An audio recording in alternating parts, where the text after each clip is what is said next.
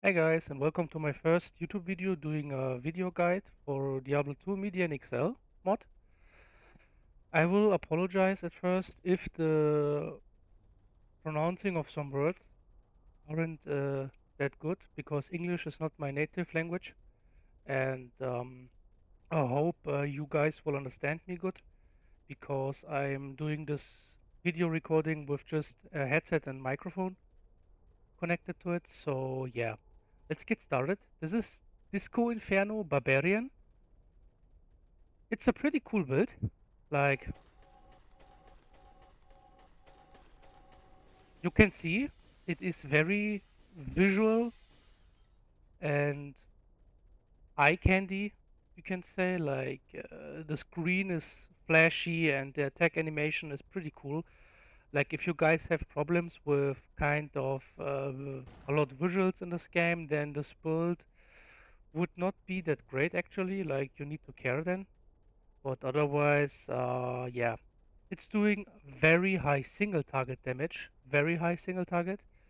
Clear speed with it is okay compared to Guard Tower with Fortress. It is still underperforming, but it is a good skill and you can farm with it.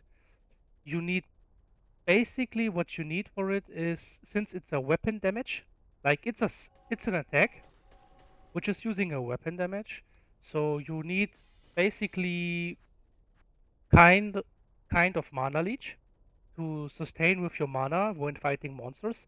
And if you are fighting high HP monsters like in the labyrinth or doing bosses, you will need a lot mana regeneration because leech do not work correctly since they have the leech resistances. So I'm running with 170% mana regeneration, and Barbarian only has 7 frames maximum cast rate. So not the fastest actually, but it is fine. With 170%, I'm doing pretty good with mana sustain. Like, if I'm fighting endgame bosses, I will then use some mana potions to counter the mana issue. Like, after 20 to 30 seconds non-stop casting, my mana will kinda get nearly to zero. So then I will use a potion and I'm good to go actually. Otherwise, what you can do is use a normal melee attack and have some mana on melee attack. Like, I have 60 only, and then use it to counter gain mana back. Like, do your Disco Inferno, wait till your mana is literally at zero, and then use Earthquake on the target to get your mana back from the mana on melee attack. So this strategy actually works even better. It is a little bit tricky to do, or you can say annoying for someone, but it is what it is. So that it is what we need to work with it. Yeah, for the skill tree, like, the setup I'm using is the Claw of the Spirit Wolf. It's the best way to gain maximum damage on Barbarian, I say, for having also the fastest attack animation. Like, Barbarian you can do with a one-handed weapon 6 frames on attack, like in the melee range attacking, and the cast animation, it's literally this one. He has only 7 frames. So using a two-handed axe like goetterdammerung, big damage, you are on only 8 frames, or attack frames on maximum of 7. So with a one-handed weapon, you are on the fastest frames with Barbarian. And actually, the Claw of the Spirit Wolf, like this setup I'm running currently, with all the gear I'm having, it has more damage than a Götterdämmerung. I tested an ethereal min-maxed Götterdämmerung, like with the maximum damage on it, and it still was less damage than using this currently weapon. And even with this weapon or with this setup, I am having 1 frame faster cast animation and attack animation. So yeah, it's the best way, but it's the most expensive way to build in character, like in general, I would say, because you will need atomos. Atomos are like the one of the most expensive items and also jewelries in the game, since they give you 1 to all skills and 20 to all attributes. You will need them because all skills are boosting our wolf companion soft level. Like the maximum level cap with no skills is level 50, since you can put 50 hard points with using 10 points into specialization. But if we are using soft points like from our charms, like here +1 to all skills, or from my weapon, like this sword is giving me +6 to all skills from the 6 jewelries and +4 for barbarian. My wolf companion is level 93. I will remove the sword and I'm having level 83. So you can see the +10 levels are giving my wolf companions at about 200 damage. And the orange text is the interesting one. Gain 65% of your wolf companion base damage as flat physical damage. So this means the higher damage your wolf companions will have, the more flat physical damage you will gain. Let me show you my D2 stats damage, like actually buffed up completely. The damage is pretty insane. Like it's, yeah. Again, I min max this build to the highest possible, and let me show you. So I'm here running with 50,100 maximum damage and nearly 40,100 minimum damage. Like with the setup, it's the highest damage possible to achieve.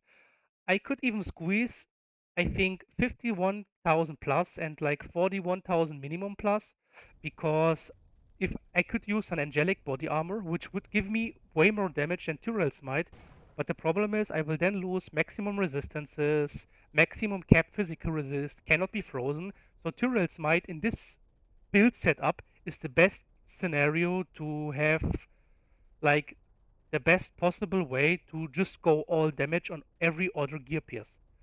So what you need for this build to work with this Inferno, Claw of the Spirit Wolf, you will need everywhere atomos, like in your weapon, in your shield, in your boots, in your gloves, and in your armor. For the helmet and the belt, I have done a lot of damage calculations and to find the best way to get the most damage, and the best belt to give you the most damage is a crafted barbarian belt with a godly roll of 75 flat and 5%. This barbarian belt actually rolled with two barbarian skill levels, 75 flat and 5% strange. So then I have used two mystic effigies, I think it's called, the breath of thaumaturgy, I think, and they basically let you be able to bless again with the shrine receipt, like with the blessing. And so I have put another 50 strange or what it is, and I have put two car runes, so two enchanted core runes in it, and in the helmet the same.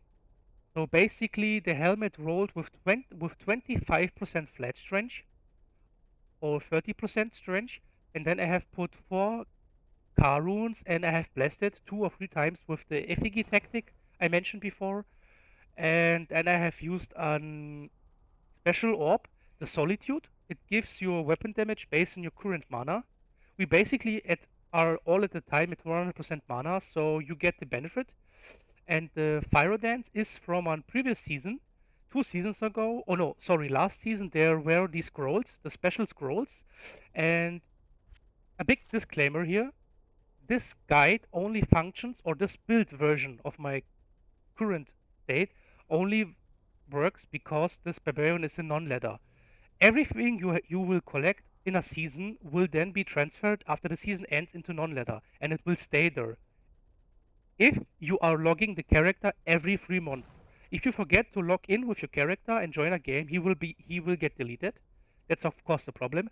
But if you just relog every 3 weeks or every couple days and just join a game, your character will be refreshed and everything will stay non-ladder. So everything I have collected over the last seasons, like over the years, are used on this barbarian.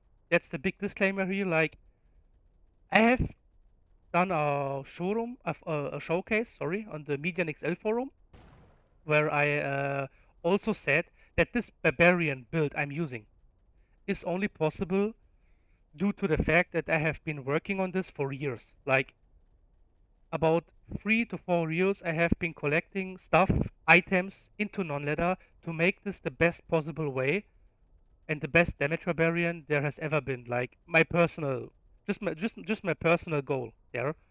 And yeah, so then I find out actually that Disco Inferno got buffed this patch because the mana costs were reduced by 50%, so cut in half.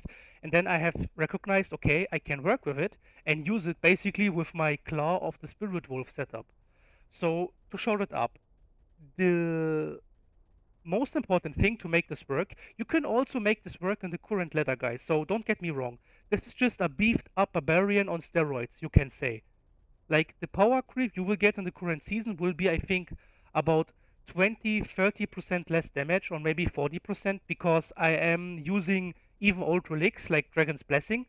It gives me like 3000 strength, and old Blood of Creation, it literally gives me maximum deadly strike, you can see.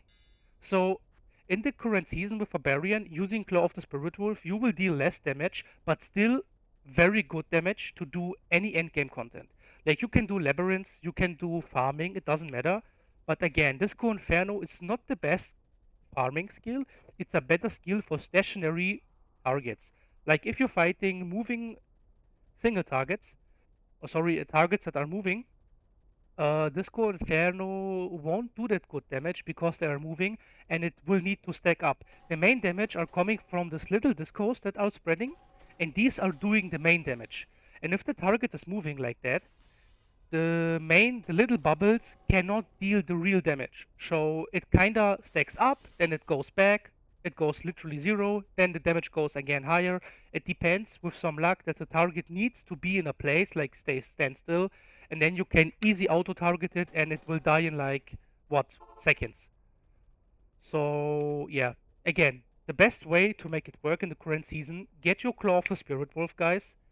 Use Atomos everywhere you can get, if you have the possibility to buy ones or to get ones. Otherwise, you can use Zord runes or Zord runes, like the enchanted version of Zod. It gives also +1 to all skills, or you can basically use car runes. Like in every gear pierce, you can use car runes, but you will get the most damage with Atomos to get as much all skills as possible, because as I said before, soft skills are increasing with companion level to like the highest, and you will get the most damage with it. So either get your Claw of the Spirit Wolf, try to get enchanted Sword runes because they are cheaper than Atomos jewels, and put them everywhere in your gear. Try to get a good Barbarian crafted helmet, crafted belt.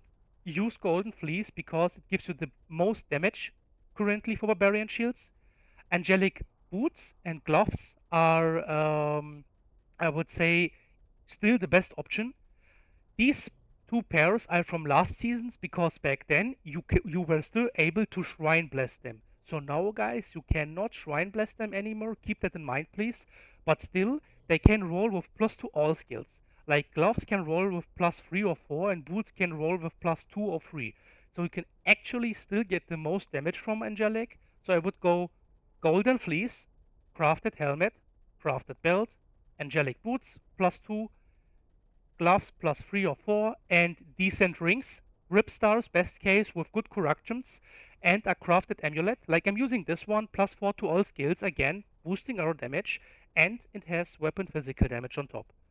For the armor, if you don't have Dural's Might, which of course is possible because it's the rarest item in the game, literally, you can use Arrogance, or even a very good angelic armor. Like a pretty good angelic armor is the best case for boosting your damage, +5 skills, guys, flat strength, +2 maximum cold resistances, and +2 fire, light, or poison resistances.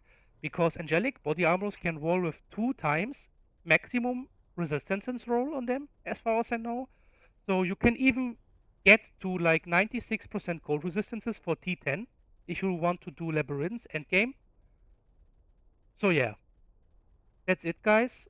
For the gear, actually, for the stats, you just put everything into strength to boost our damage. For the skills, maxed out Wolf Companion, maxed out Mountain King, maxed out Wolf Stance, very important, damage. 1 point Paragon of Fate, maxed out Immortal because we are standing still a lot of times, and Immortal gives us, while standing still and casting attacks, chance to avoid 30% damage. It's very OP. Then mastery, 10 points into specialization because we need the more points into wolf companion and wolf stance. Then guys, 3 points into mediation for more mana regeneration. Shaman skills, none. Warmonger, you will put 25 and 5 points into overkill to get the 30 points requirement for bloodthirst.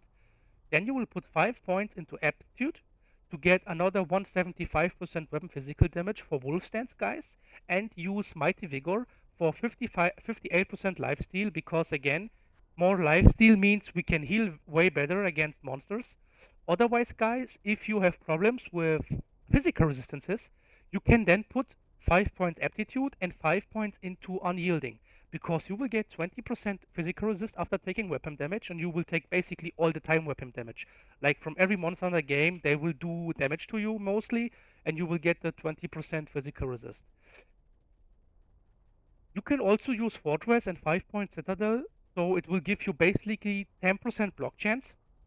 In this case, the reason I'm at capped block chance is I'm using 1 point of the Gladiator's Dominance. It basically gives me 30% block chance from like nothing, and the 10% comes from my dexterity, and the other 10% are coming from my citadel. Yeah. For the Earthshaker, I'm using 3 points to get Shower of Rocks, to get some way to deal more single target damage, like casting Disco Inferno and casting Shower of Rocks when it's off cooldown, like Disco Inferno, Shower of Rocks, Disco Inferno, Shower of Rocks, and so on. And so you will continue your damage cycling for a single target. And in the Nomad tree, as I said before, Max Wolf Companion, Mountain King, and Wolf Stance. For the actual charms, like try to get all the charms, guys. And of course, with everything you need, like maximum elemental resistances for your Glorious Book of Median. Try to get a Book of Kalan with +3 to all skills and every possible charm with class skills to the maximum to boost our Wolf Companion base level. Okay, guys, I hope this guide will will be fine, and I hope you enjoyed it. If you have any more questions, feel free to ask me something in the comment section about this video. And if you guys want a more detailed guide about it, I will do it, no problem. Or if you want any other guides or showcases, I will do them. And yeah, I hope you enjoyed the video, guys, and bye. Take care.